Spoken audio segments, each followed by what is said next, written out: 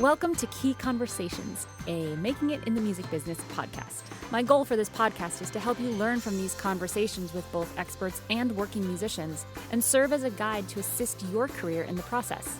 I'm your host, Cheryl B. Engelhardt. Let's get going.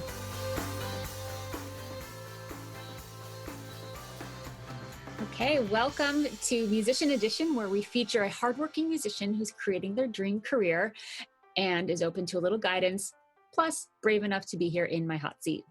Today, I am really excited to have Caitlin Deviney.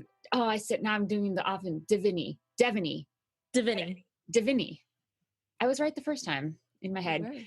Caitlin's an indie folk artist and a small business owner. She owns Homestead Collective. And I'm not even going to talk about this because I want you to talk about it because it's such a great idea. But thank you for being here. Of course. I'm so excited to be here. You're awesome. Tell me about the Homestead Collective and how it came about, because I think this is just such a cool idea.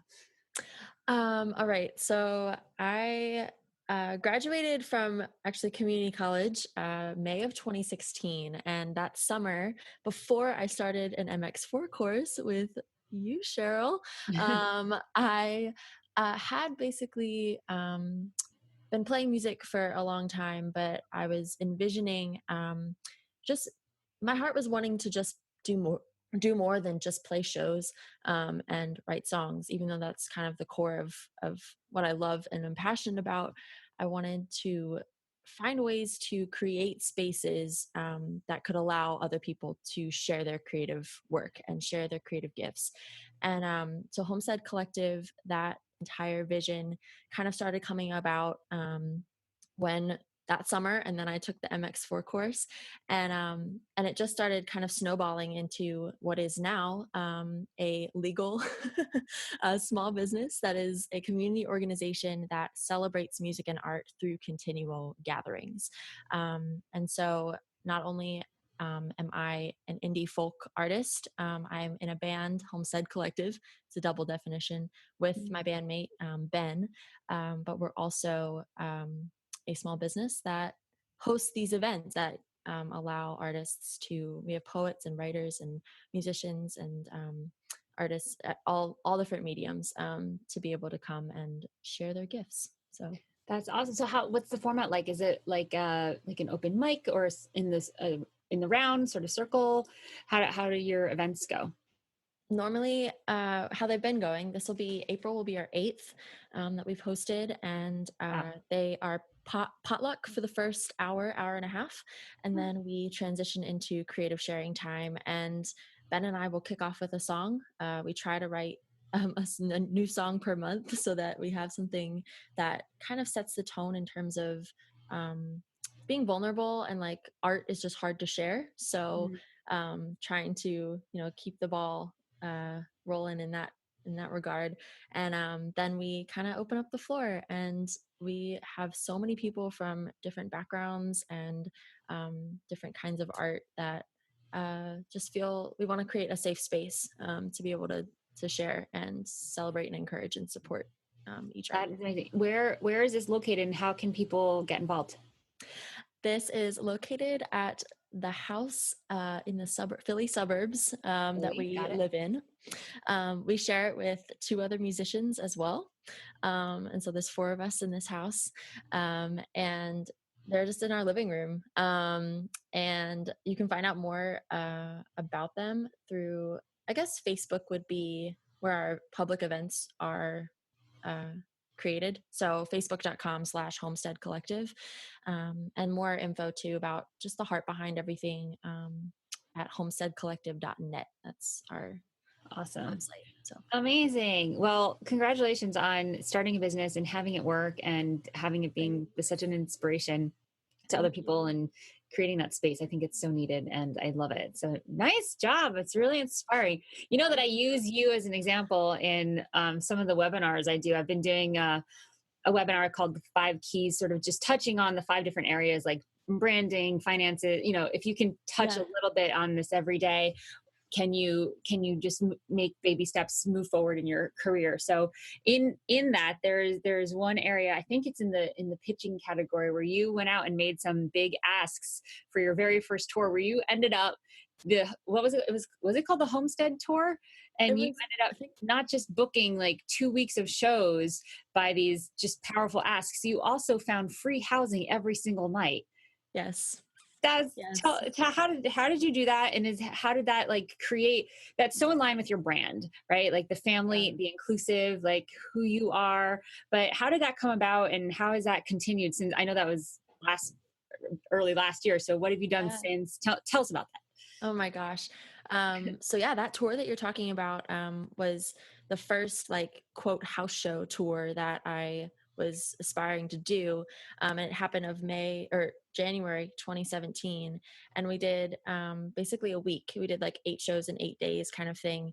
And I just started emailing and Facebooking, just asking uh, personally if there were people who wanted to host a house show, if there were venue suggestions, if they were in these areas, could they provide housing? We went across Pennsylvania and back.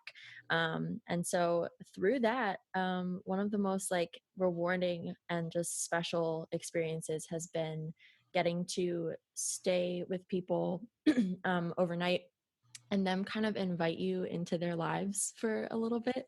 And Mhm. that's just been so awesome to get to build relationships with people who it's very humbling because you're like, I just need a couch, but like, I'm not going to sleep on the ground in my car or whatever. And Yeah. people will just, it's amazing just seeing how people are willing to be like, oh, yeah, you can totally come and stay the night and you can shower and you can do your laundry. We don't care, like, kind of thing. And so that's just been really awesome. And those relationships have been growing and building as we've done more touring and played more shows in different areas and that kind of thing. So Yeah. And are you, I mean, if you were touring alone, I would feel like, is there a safety concern? But I know you have other people in your band and but was that, showing up at strangers' homes? Are they people that are on your fan list? And I mean, I know you said you reached out, but how do you sort of navigate just being smart about it in addition to creating this community? There's a fine line where, sure. how do Yeah. you navigate that? Yeah. A lot of them are either friends or friends of friends. So there's a reference point in terms of that Yep. other friend knowing that person, which is awesome.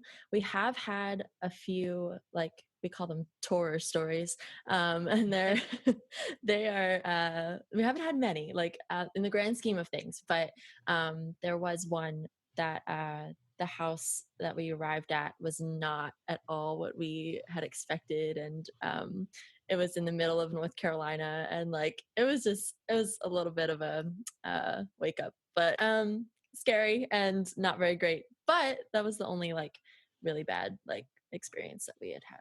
So What were you expecting, and what was it actually? I'm like, ooh, tell me the juicy details. I want to oh know. my gosh. I'm so curious. Like, what does that look like? Well, the venue that we played at, which is actually now shut down, um, Mhm. we played at that evening, and then the owner said that we could stay at their house, but that he would be away because he was touring too. And so we arrived in like the middle of like the mountains, basically in North Carolina, in this two-treaded dirt path back into the woods, kind of something out of Slender Man, like kind of setup. That was this house that was so run down and like looked like it had been like abandoned for years. So we ended up staying the night there. We thought we were going to drive into Nashville instead, but we braved ourselves and we stayed there overnight, and we got out there very quickly the next morning. We just like, this is too much. Yeah. Like a But scene from some like Blair Witch yeah, kind it of seriously was. There were uh, cats everywhere. Like yeah, it was not, yeah, not very cats fun. make anything creepy. Just saying. Yeah. Yeah. I I love mean, cats, but I like do love too cats. many. It was just, Yeah, lots of cats abandoned. and lots of birds. If there's lots Yeah. of either of those things, it gets weird. Lots of dogs, as you're like, this is so cute, but for some Yeah. reason, cats and birds, no. Birds are creepy. Bye. Yep. Well, great. That's so exciting, and I'm glad that you don't have too many horror tour stories. Yes. Me Yeah, too. we got our van broken into for first 2-week tour. I tell this story a lot because Oh my gosh. they took suitcases and it was parked in my guitarist's brother's driveway. So we thought it was like no problem. So we left some stuff in the car, but in my suitcase that they took was the mailing list of all of the hundreds of emails I had collected over 2 weeks that I had yet to put into my mailing list. So that was the most, like, Oh, that is what I like cried and cried over, yes. like, insurance. Oh, Like, I had good insurance. I used Music Pro insurance. I got my new keyboard in like 2 weeks. They were amazing, but you oh my cannot gosh. replace mailing lists. So yeah, No. so that's my Oh, like. I have a couple others from Europe and some sketchy places where I stayed, yeah. but if you come out of it, ideally you're being safe and have people in check and Yeah. are in communication. But It that's good builds that a you're thick with skin. other people. Yeah. So what's next for you? You got all these things set up. You've found your groove with touring and with the Homestead Collective. So what's on the horizon? What are you working towards? Um, we are working on a second EP as a band. So Ben has a studio in the basement of this house. And so through that and the DIY everything, we've released an EP last May, and we had just been selling physical copies of it. And it's finally now on all digital platforms. We had it mastered down in Nashville last week. And so we're happy that that's like done. Now we can move on to the next thing. So we've written another, 6-ish songs. So we want to be able to release those. So we're hoping this summer, but in theory, I mean, timeline wise, it's hard sometimes with EPs and recording, but that's the hope, is June. And let's see, hosting homestead gatherings we're booked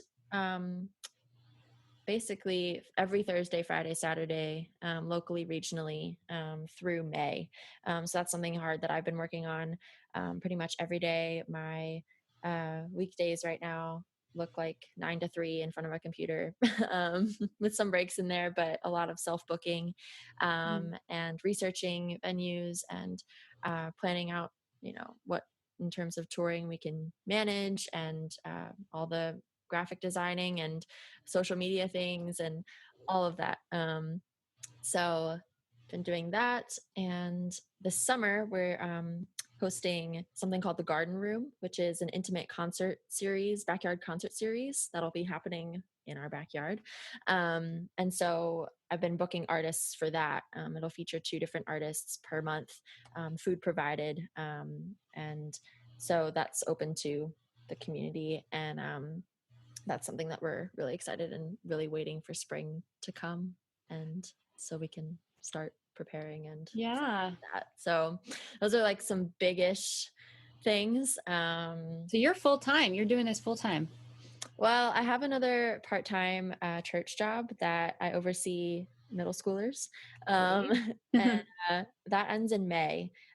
So they haven't had a youth director this year, so I have taken that. And but come summer, it's progressing into full time, and it's Awesome.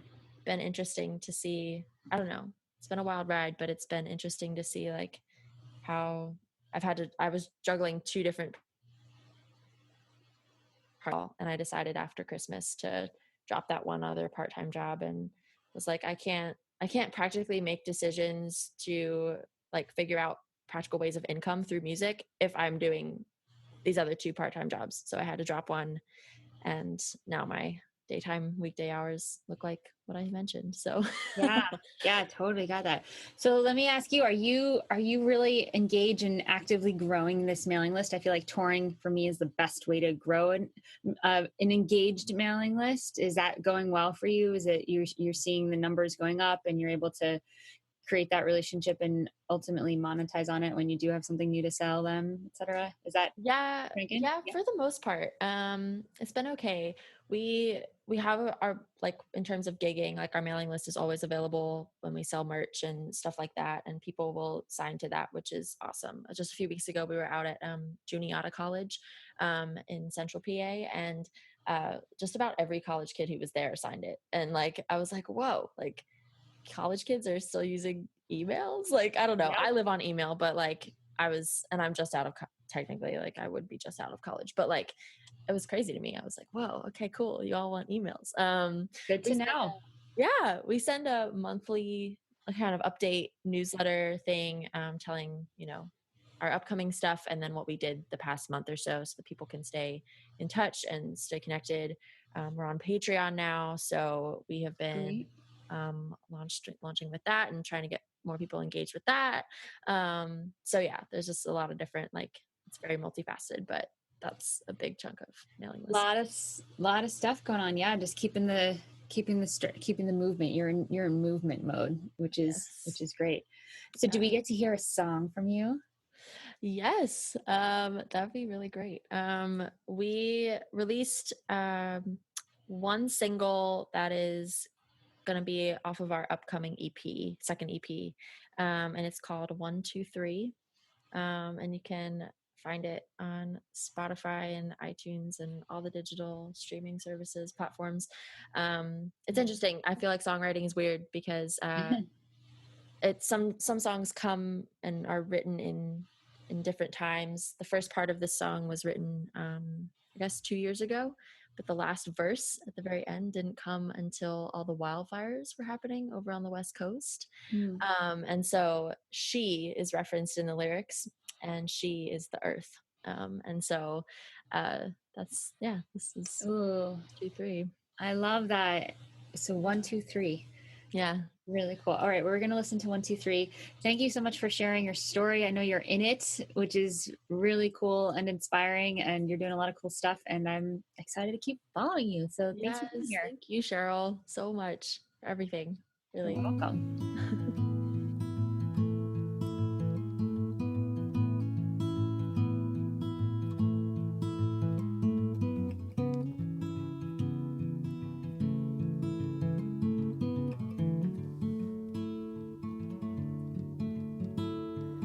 One singular I am headstrong and slow to realize that I can't live this life all on my own. Please don't forget to rate, like, and subscribe on iTunes, Stitcher Radio, and YouTube if you like this podcast. Musicians like you keep me inspired and motivated, and for doing that, I'm offering you my Mastering Email 12-page workbook. It's packed with valuable exercises and information to get clear on implementing and mastering your email list strategy.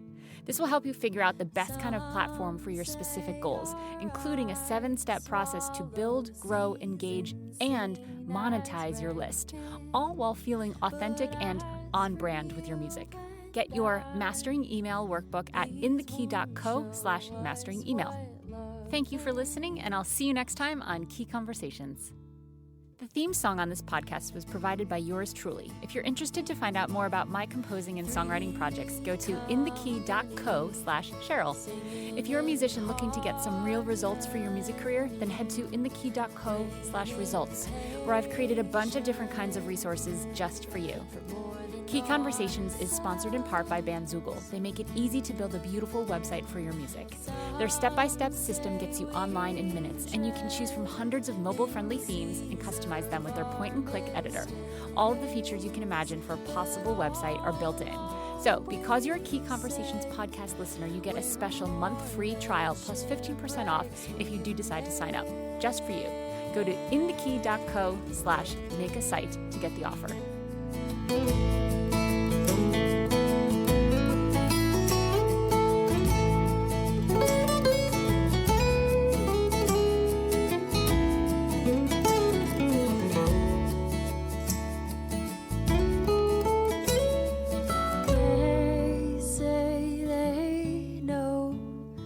She's crumbling in our view, but I'm here to stay, and I feel that she's resilient.